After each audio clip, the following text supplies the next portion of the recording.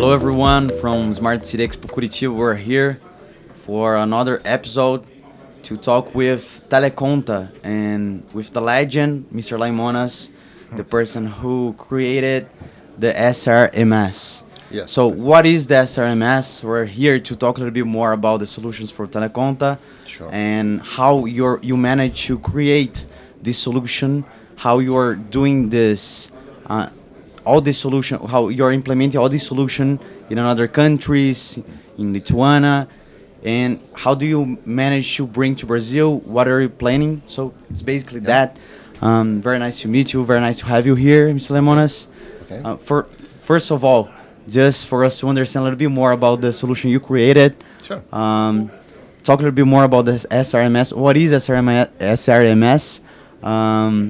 You can explain it with a lot of details. Yeah. Sorry, not speaking Portuguese. I know buenos dias. That's okay. That's okay. No worries. Yeah. So my name is LAIMONAS. I'm from company TELEKONTA, Lithuania. So here we are showing a SRMS system, which means a smart resource management system. And by resource, we can here we're showing city lights, highway lights, basically light management. But our platform can show many other things as well. It's basically designed to be flexible and. So far, we have most of our sensors in for lights. In Lithuania, we have around 20,000 detectors. Well, not detectors, they're controllers. They are working for maybe 4 years now. 4 years. So, yes, 4 years. And the solution is good. We don't have many malfunctions or problems. So it's working fine. So last year we decided, since the solution is working quite nice, we decided to maybe look for more markets outside of Lithuania. So last year we went to exhibition in Spain and also this Smart City World Congress in Barcelona. Yes. Yeah, we meet there. Yes, and we were surprised basically that there were a lot of customers from Brazil and from South America in general, from Mexico. We were not expecting. We were thinking that maybe only Europeans come, but apparently it was very large interest here. So we decided that maybe we should bring it closer to you guys and show what it can do. So so that's how we came here. So I'm here first time. Very nice city, very clean, Very clean, yeah. very nice climate, very nice people. Very impressed with the Curitiba. So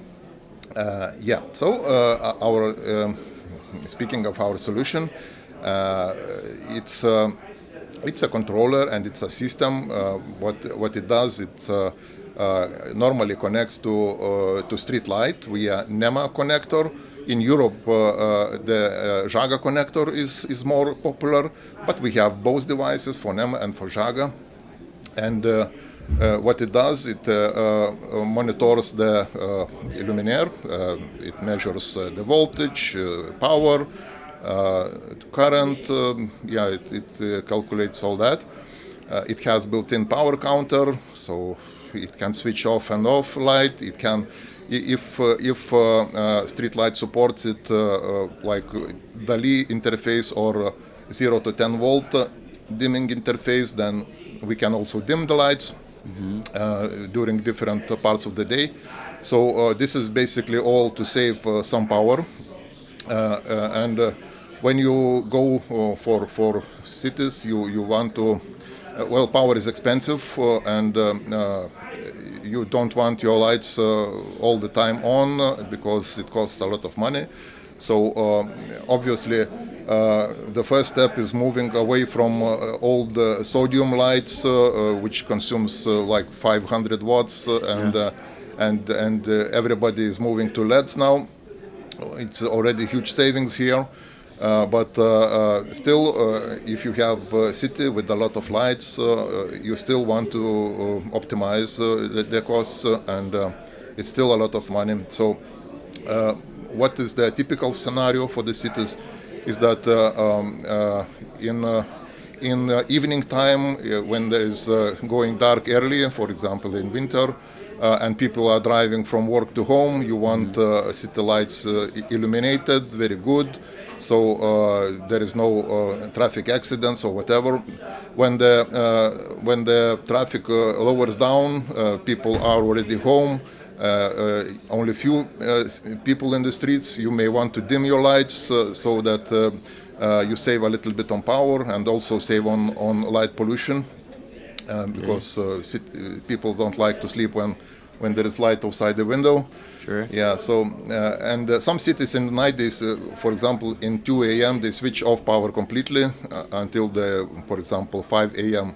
And especially in the sleeping parts of the city where the people only sleep and no cafes, no nothing. So basically, it is many ways how can city implement smart lighting. It is possible to do it street by street. For example, you can switch on this street earlier, this street later. This is very broad solution. It's you don't need much equipment for that. You don't need to install on every lamp the controller, but you also have very coarse adjustments you can make. You can switch it on or off. You cannot dim it, for example. So our solution, if you put the controller in every lamp, you can dim individually every lamp. They can all have the same or different settings.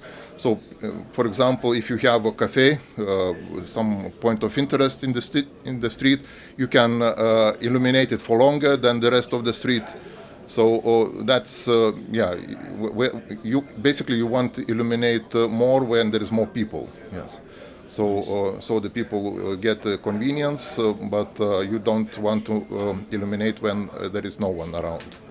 So some cities use motion sensors as well. For example, if there is some movement, then the city lights go up in brightness.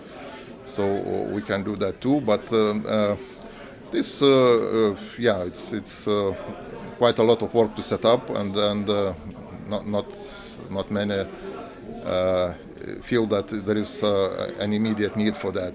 So that's what other point of our solution is that they all have radio communication. So all devices have radio communication with each other. They form a mesh networking network made of devices. It's self-configuring, so self-healing. If some devices break down or switch or there is no power in the pole, then the network reconfigures and continues to work without this device.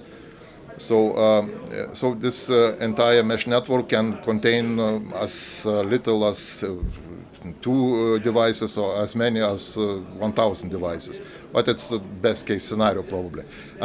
If you have larger networks, they usually split themselves into smaller network. So if you have you can lose a little bit of data, right? It's a lot. You can configure how much data you want to transmit, how often you want to report this data to the server, and like I said, every mesh network, for connection to the server, they need some communication, and we use GSM modem for that. Some devices have GSM modems, not all devices, which is beneficial because you can save a little bit of communication costs. There are solutions out there with so-called NB-IoT, so Narrow Band Internet of Things. This is a new protocol for 5G networks, but it requires you to install device in every lamp, SIM card in every lamp. So it's you kind of get very dependent on the cost of communications. Infrastructure. Yeah. So we decided to not do that. We basically you can have one device with the modem for 100 or 200 devices without a modem. So it's cuts of communication costs and it basically make it easy to pay for the system. Well, obviously you need to pay for SIM cards for operator. Yeah. So and you can reduce this cost.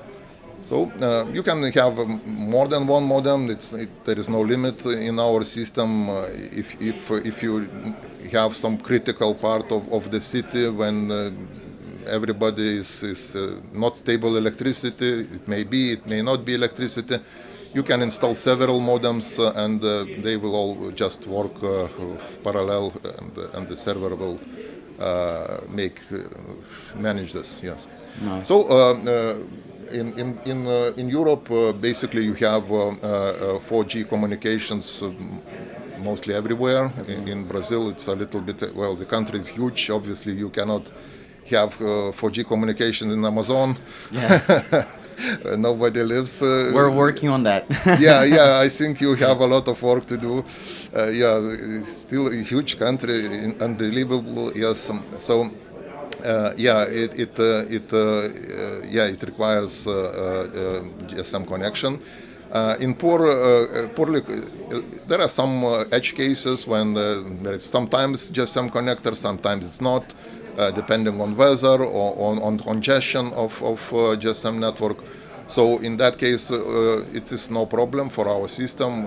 Basically, all sensors are autonomous. They download the settings from server and they continue to work regardless if the server is operational or not. So they will accumulate data, and if the connection to the server restores, they can transfer all this data. Don't have a problem with that. Yeah. So, you can also install devices where there is never a connection with the server. You obviously you don't need to install modem, because what's the point? No connection. Yes. But what you can do is have these devices download a program from laptop, and Sure. they will continue to work, and you go away and they will work fine. Each device has a real-time clock with the supercapacitor, which means that even if during the day you cut the power, the clock is continue to run, and in the evening the device will know that the exact time when to switch on and off, so it does not lose track of time. Yes, excellent. And if there is a connection to the server, this clock also is periodically synchronized with the server. Perfect. And LAIMONAS, here in Brazil, we have different type of communications in IoT, and we have different type of situations. For example, we have, as you said, Brazil is very, very huge. Yes. So we have some cities that already have some infrastructure that are prepared to receive a technology like that, for example, and we have another ones that they aren't still. For you, mainly because we have, for example, today solar panels and different type of technology, how do you manage to develop all the SRMS to bring this value as we have, for example, solar panels and another type of technologies that are looking for to save money for cities as well? Yeah, for solar panels is even more important, because the expensive part about solar panels is energy storage. Solar panels obviously generate a lot of electricity during the day, but applications like city lights basically need to operate during the night. So somewhere this energy has to be stored, and storage of energy costs a lot of money, and the more you need to store, the more money it costs. So it is even more important to save the energy that you consume from batteries during the night, and which means that you can reduce your capital costs. You need less batteries if you manage your lights correctly, economically. Yes. Nice. Yeah, because you can save energy, but the light's still on, and then you are losing energy at night, for example. And then the SRMS help the city, for example, to manage all these different type of situations, right? In each, for example, each part of the city. We have a part of the city like the downtown that is Yeah. more. We have more people going on, independent of the time of the day. Yeah. So there, SRMS brings this value to the municipality with whom you normally speak with. Our develop customers, the product. our customers are exactly municipalities or between the cities there is some government institution like a road directorate or something like that, which manages roads between the cities, the autobahns or highways, even streets. In each city you have municipality, but usually the city ends and municipality also jurisdiction also ends, and there is something managing the space between two cities. So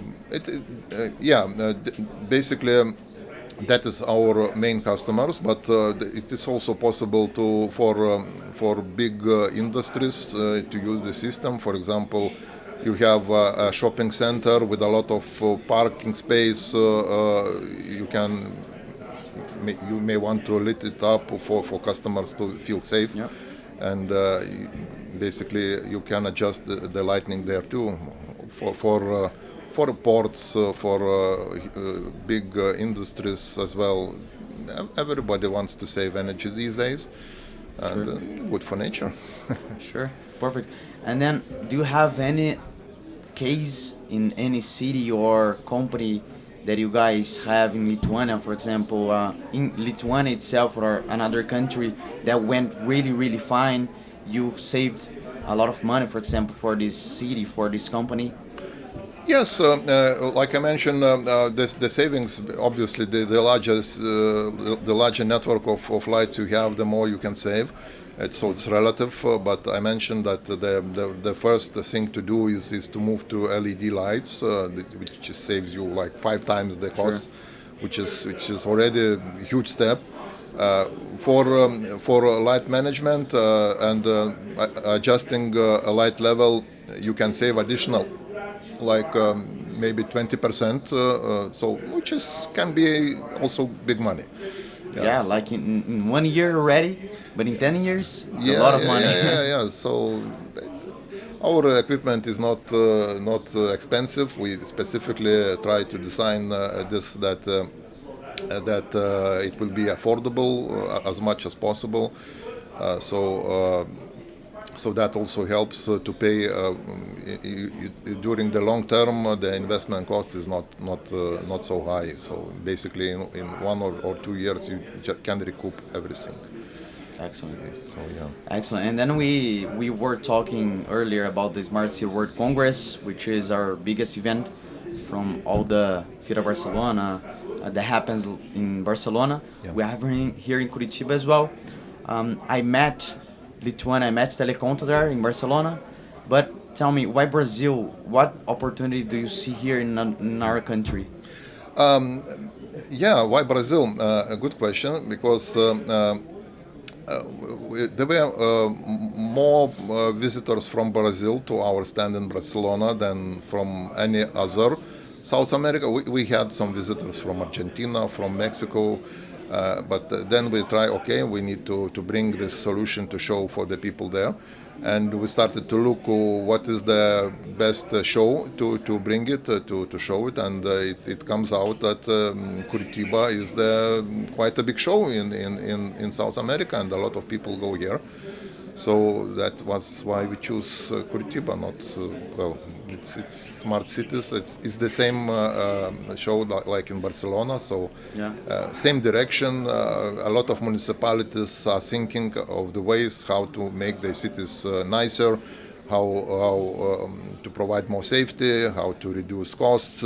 So we understand that the municipalities are not very quick in decision making. They get budgets allocated years in advance, and they need time to plan things. So basically, here we only wanted to show that this technology is available.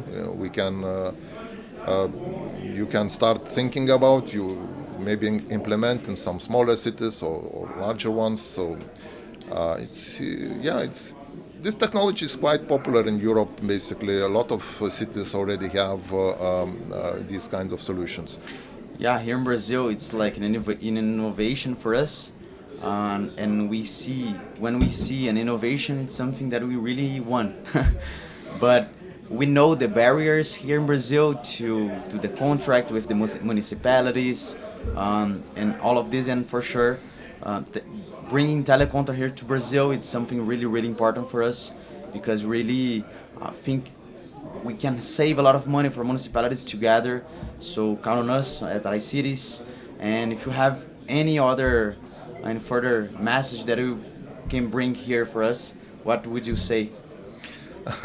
No, obviously, best of luck. I'm very impressed how already things are very looking nice in Brazil, and I see that people are trying,